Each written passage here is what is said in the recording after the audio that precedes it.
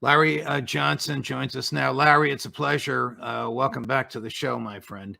Thanks, Judge. Since last we spoke, there's been a lot of speculation about the destruction of the dam in eastern Ukraine. What is your take as to whether the Russians did this as an instrument of war, the Ukrainians did this to help them in their spring offensive, or it was just some sort of a neutral, non-military event?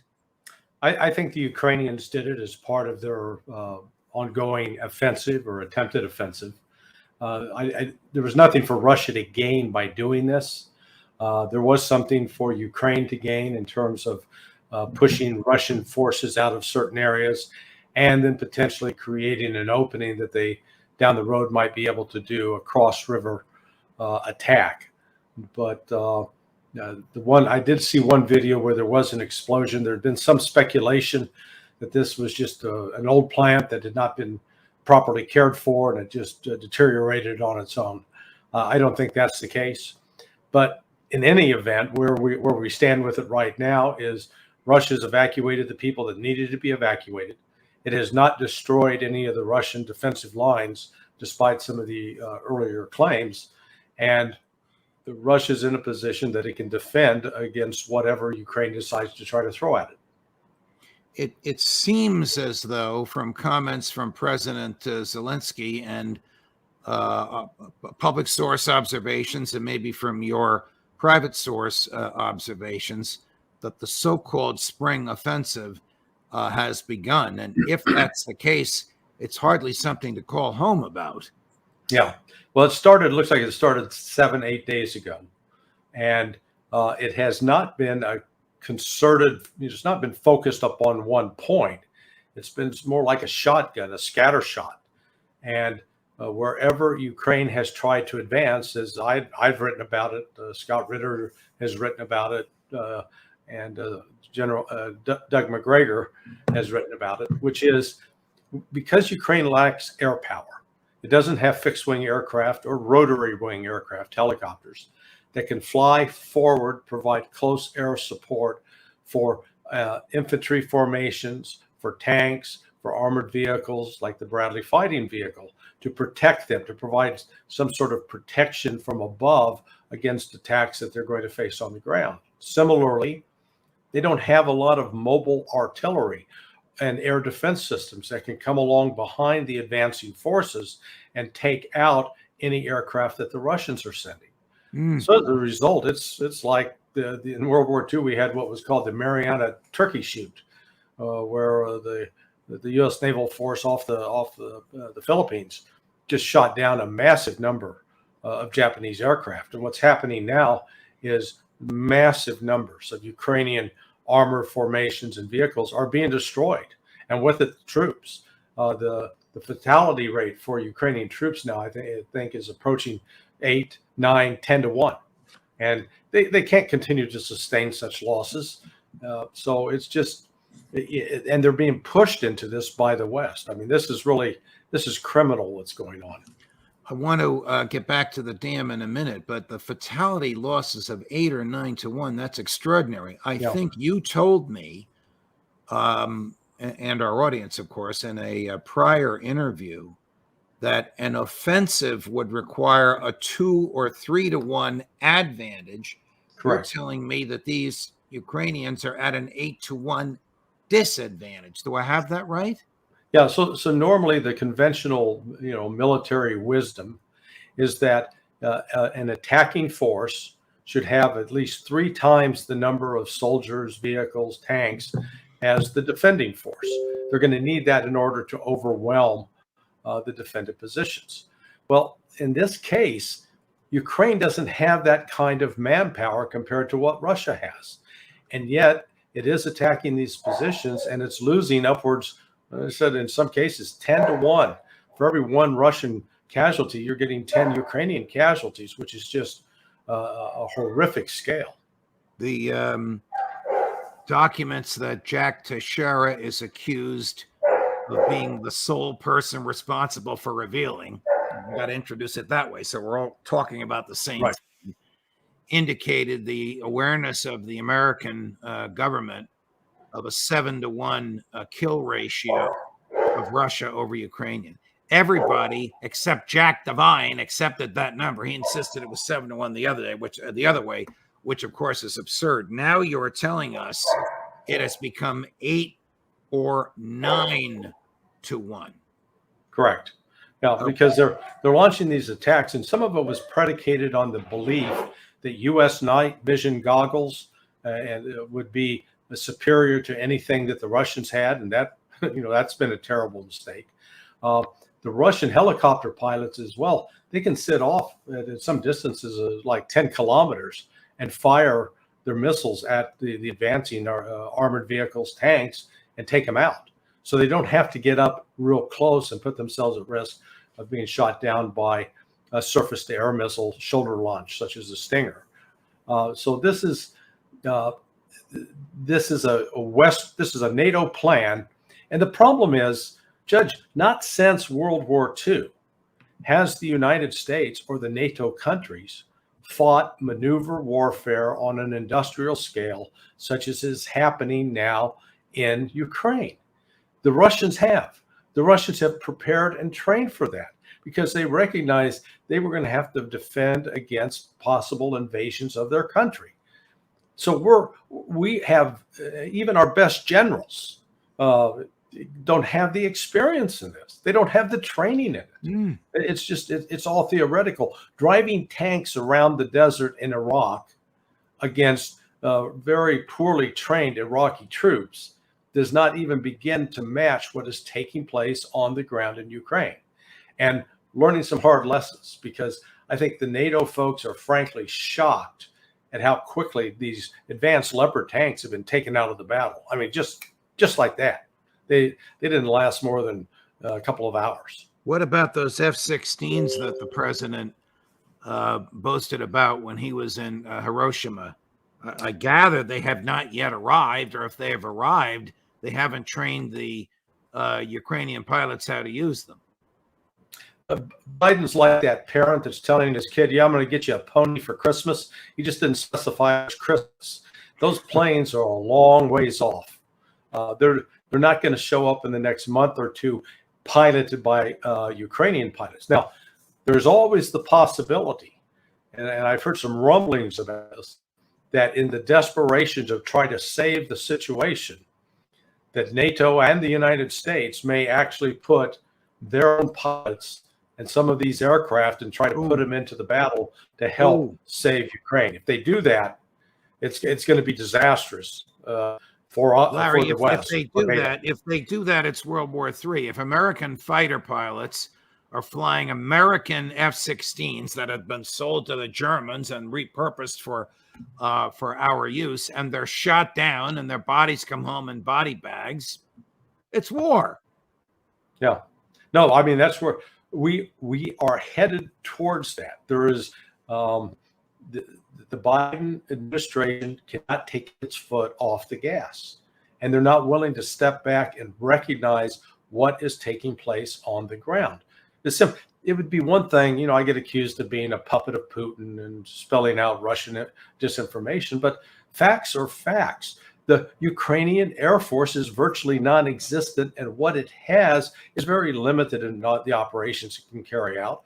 They're not sitting there on ample supplies of tanks, nor do they have factories that are cranking out tanks or armored vehicles or artillery shells or artillery pieces. Russia has all that.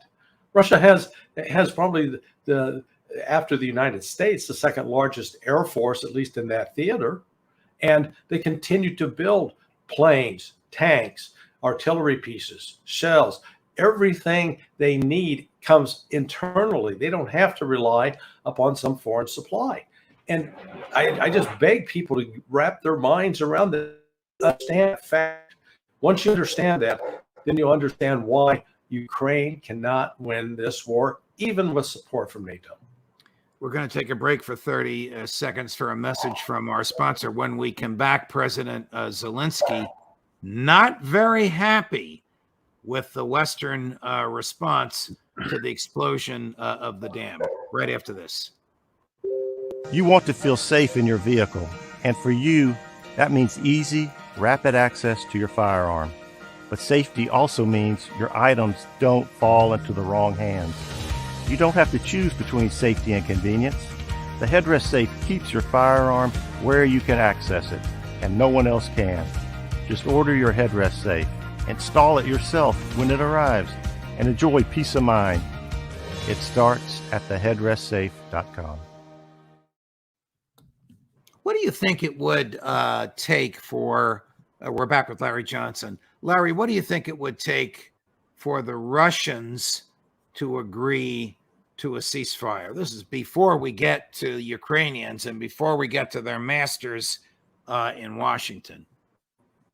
It's going to require an end to all attacks and all the territory that they control east of the Dnieper, as well as surrendering additional territory east of the Dnieper.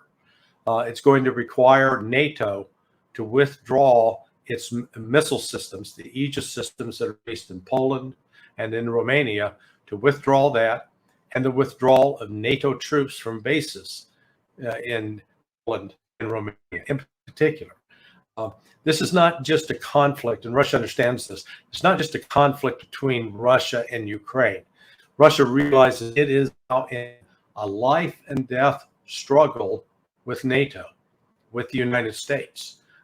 They may not have initially believed that was the case when they launched the special military operation a year ago, February, but they understand that now. And so they're not going to say, oh, we'll cut any deal, we'll make any sacrifice. Russia is in the driver's seat right now. And okay, Russia understands this. The Kremlin understands this. Does NATO understand this? No, they do not. They persist with this nonsense that the Russians are poorly trained and they have poor equipment and poor morale. That's one of the benefits of what's happening to the Ukrainian forces, the way they are being decimated and their attempted offensive, that it is sort of a wake-up call to at least some of the sane, rational people still left in NATO, hoping that some in the Pentagon are waking up to this fact. But I'm hearing some uncomfortable rumblings that the Biden administration may be getting prepared to do something very, very stupid that will end up escalating this conflict, not de-escalating. Here's a rather uncomfortable remark from President Zelensky. He doesn't seem to be too thrilled at what he calls as Western indifference to the humanitarian suffering of the Ukraine people. This is in Russian. There are subtitles for the benefit of our folks who are listening to this on audio only. I'm going to override a little bit of the Russian and read the subtitles so you can all follow along. Now, unfortunately, we see that at some level the attack on the Kalakova hydroelectric power station and human tragedy caused by the Russian project, when international organizations that are supposed to protect life on a global scale fail to form and send a rescue mission to the occupied territory even in a week, when some global actors do not dare to come out with clear and strong statements condemning this latest Russian war crime, terrorists are simply fueled. Wow. Is he biting the hand that has been feeding him? No, I think he's giving away the game, because when he starts complaining that the West has not sent forces in there to, quote, conduct rescue operations, he's revealing what the plan was: create this incident to try to create a pretext or a predicate that would force the West to come in and respond. I would note that over the last week, Ukraine's been putting out images claiming that it is its soldiers, its personnel rescuing the people downriver, except they're wearing on their back that they're Russian police or Russian rescue services. They're actually, the Ukrainians are using the photographic images of actual Russian rescue workers to take credit for what the Russians are doing, because the Ukrainians aren't doing it. So your theory, Larry, is that the Ukrainians destroyed the dam to create a catastrophe, to force the West to come onto the ground to alleviate human on the pretext of, or for the publicly stated purpose of, alleviating the humanitarian catastrophe. And when the West didn't show up, Zelensky fumed. Yeah, I think that was one of the prime reasons behind it.